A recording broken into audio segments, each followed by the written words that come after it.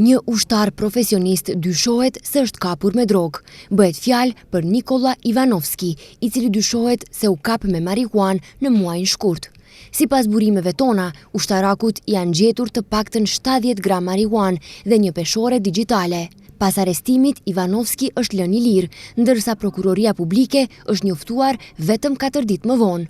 Organi i akuzës ka kërkuar që provave të konfiskuara t'i bëhet ekspertizë. Më datë 28 shkurt 2025 në orën 21:15, pas informacioneve operative të marra paraprakisht në parkingun përballë një marketi në hyrje të Delçevës, është ndalur automjeti Passat me targa të shtipit i drejtuar nga RS, në të cilin pasagjeri ishte NI, të dy nga Delçeva.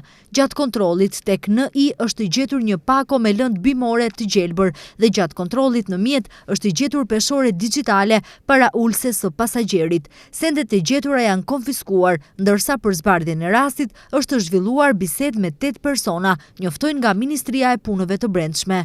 Rastin e ka konfirmuar edhe Armata. Sipas tyre, personi ndodhet në procedurë disiplinore.